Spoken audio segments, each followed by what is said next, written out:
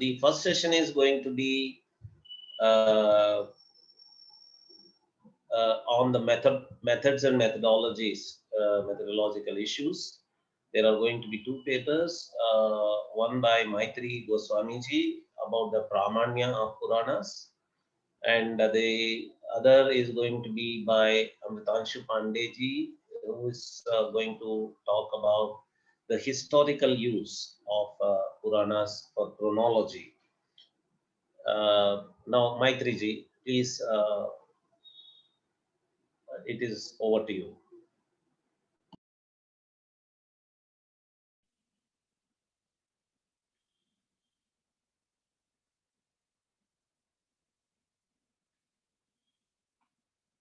Yes, sir. Am I audible?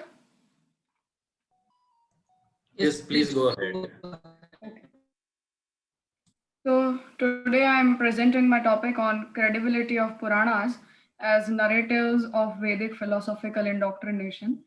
As we understood before, that Puranas have been a massive religious bedrock for the ancient Indian tradition, and people have been accepting the authenticity of Ved and Puran equally since ages, regarding as a knowledge system also, and in the part of implication as well, because the lifestyle we have been living, the religious lifestyle and the social lifestyle as well, we have been adopting the inscriptions from Puranas and the explanations given by Puranas in our daily lifestyle. Majorly, the Puran explain the topic of Purushartha, Dharma, Arth, Kam, and Moksha.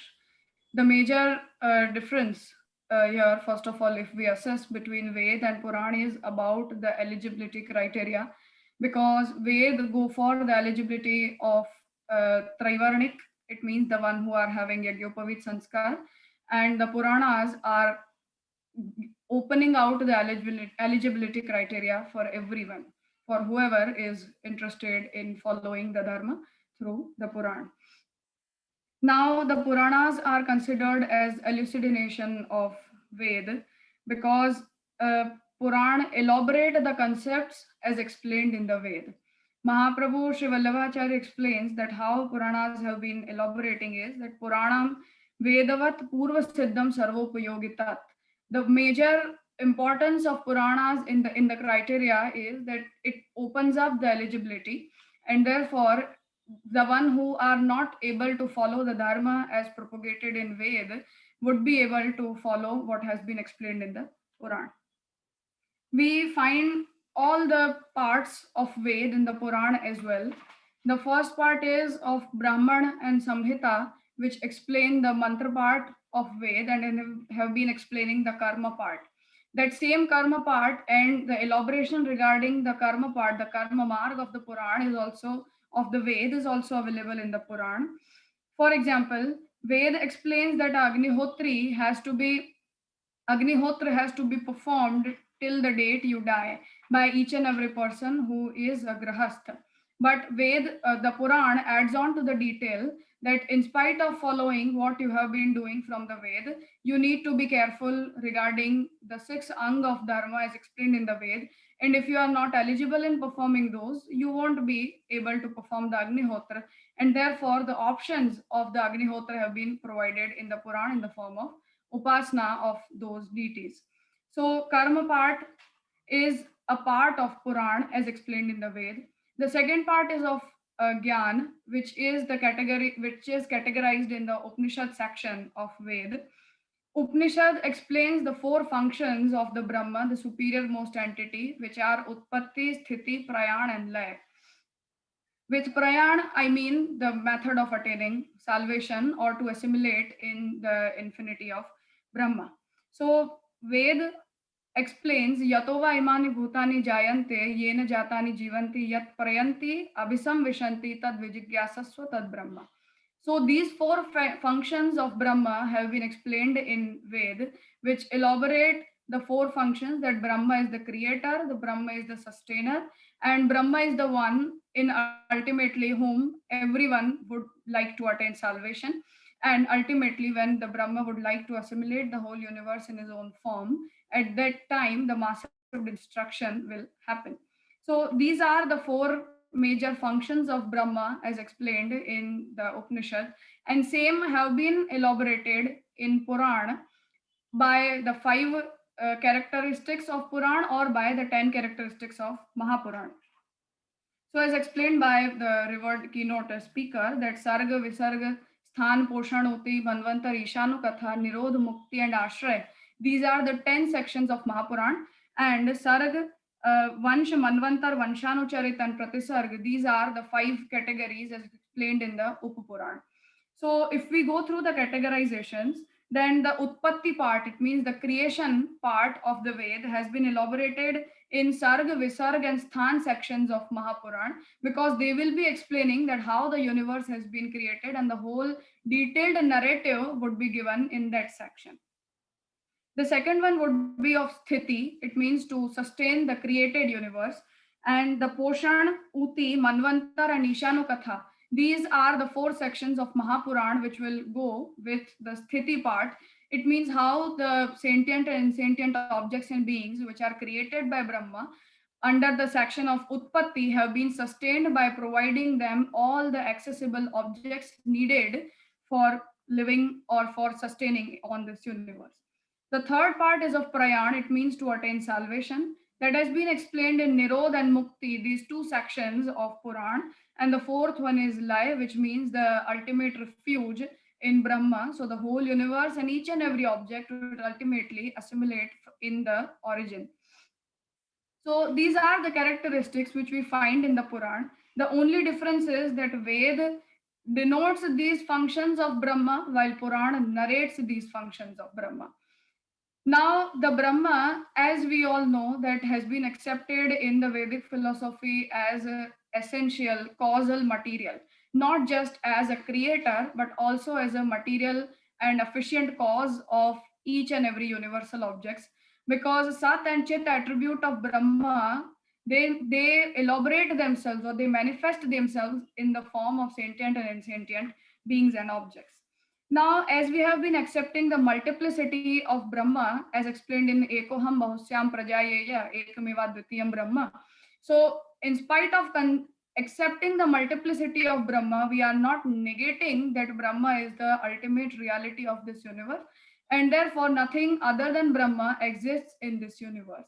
So, as we are accepting the unity and multiplicity of Brahma at the same time, same way Puranas have been elaborating the concept of multiplicity of Brahma and the uniformity of Brahma, as explained in the Ved itself.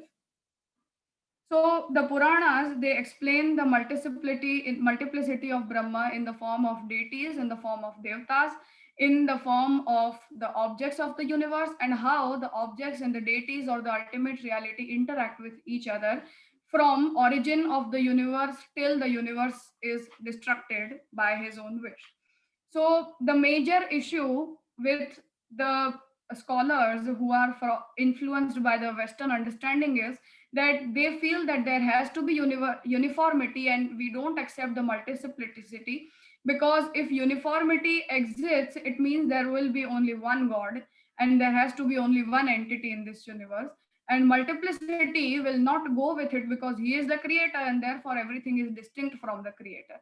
But this is not the concept of Ved, as Ekoham Bhausyam, the one Brahma, is multiplying itself and manifesting itself in the infinite name, form, and functions of the universe.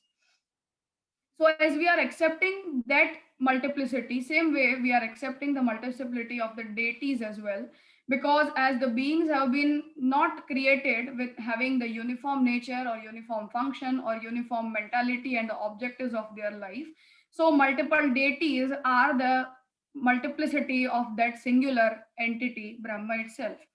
And we have many more references from the Ved which accept these deities not just as the Puranic deities but as accepted in the Ved also.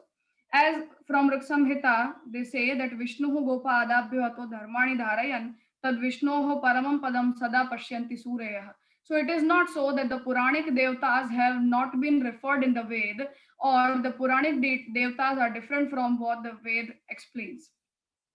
Same way, the unity of all the multiplicity of these deities as explained in the Satvik, Rajas, and Tamas Puran has been explained in Taittariya Aranyak by saying that the one who illuminates for devtas the one who is the Purohit of Devtas, the one who was present before the Devtas had their existence, we bow down to the element, the Brahma.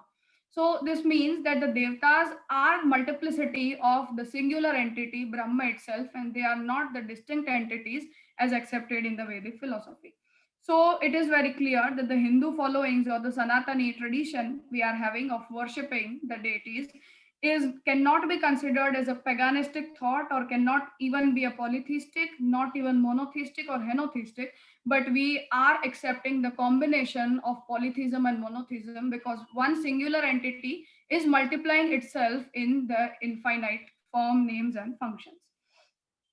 And that is very well explained in the Nirukta by saying that Mahabhagya Devatayaha Eka Eva Atma Bahudha Stuyate. So Ekam Sad Vipra Bahudha Vadanti, the one entity has been spoken out in many forms. And those forms have been acquired by their deity just because the beings he created, the universe he created, is also having the multiplicity in its form. And that multiplicity is of Sattvic, Rajas, and Tamas Gun. And therefore, the Puranas who have been explaining the Sattvic Devta, or the Devta possessing the Rajas Gun, or Devta possessing the Tamas Gun, have been divided into these three sections as well, so that the worshipper who would be of a Sattvic, Rajas, or Tamas nature or attribute can use that Puran for his own salvation and for his own understanding. So the differences which we find or we see on the basis of our understanding, the universal understanding, is not what is applicable on Ved and Puran, because they are working out on a huge area where the multiplicity created by Brahma itself has to be given a proper place and has to be given a proper resort as well, so that we don't expect uniformity from such a huge universe. And therefore, Mahaprabhu Sri Vallabhacharya explains this out in a crust that Brahmaiva Tadrasham Yasmat Sarvatmakatayo Dito. It means in whichever Puran, the glory of whichever Devta has been explained for the worship, for the person who is worshipping that Devta as per his own need and understanding, are the multiple forms of Brahma himself, and he himself has glorified his form for the beings he has created. So ultimately, Puran are dedicated for explaining the multiplicity of the Brahma itself. And the Brahma, when he likes to multiply and manifest itself in these many forms, those section has been taken up by the Puran in the form of narratives of what Ved explains as a philosophical concept. Now, what type of understanding we need to have when we are overlooking the Ved and Puran, maybe comparatively or maybe individually?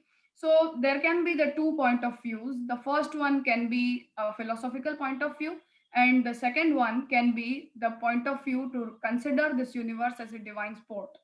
So when we just concentrate upon the philosophical point of view, we miss out that the Brahma is Raso Vaisaha. It means he has infinite ras in itself.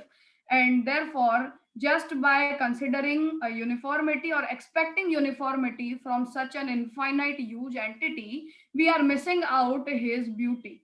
So Puran concentrate upon the point of view of considering the universe and the interaction of the created beings with the divine entity, considering it as a divine sport, while Upanishad are dedicated for explaining the philosophical point of view, so that in spite of experiencing the multiplicity in the universe, we can consider the uniformity of the singular entity who is the material and efficient cause of this universe as well. So the Puranas explain the Leela part, the point of view of the sport, by considering the whole universe as a sport of Brahma, in which all the type of ras, the nine ras is explained by Bharat, and the subordinate ras as explained in the Natya Shastra, all the type of understandings, intellects, or what type of cravings we develop in ourselves, or what type of interest we develop, may those be tamas, rajas, sattvic, nirgun, sagun, etc. All those can be encompassed in a single text, and thereby we can understand that how the causal material, the Brahma, has manifested itself in these many infinite forms by exploring his rasrupata, So the Puranas are dedicated in explaining that part, while the Ved explain the philosophical point of view.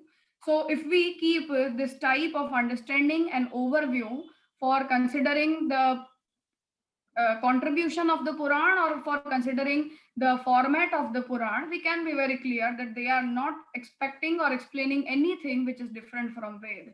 The Ved is dedicated for the pure philosophical indoctrinations, while Puranas are dedicated in narrating those indoctrinations. That's the fact that it is quite possible that in the time being, a huge time being, there can be some sort of additions, there can be some sort of subtractions in the text we are finding right now, but it is not so that they are not Maitri, authentic, or they cannot be considered as a myth or a folk. Maitri ji, we need to give time for question and answers also. Yes, The I'm done format is with my part. 15 plus 5, 15 minutes per presentation and 5 minutes for questions and answers. Yes, I'm done with my part. That's what I wanted to say.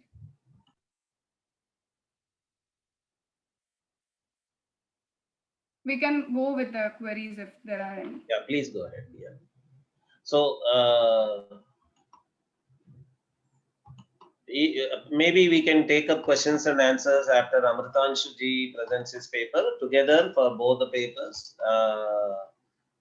Maitri ji, if you have any more points, you can please wind it up and continue. Yes, so ultimately, what I wanted to conclude is that when we are going through the Ved, we are going through the pure philosophical expressions as explained in the Ved.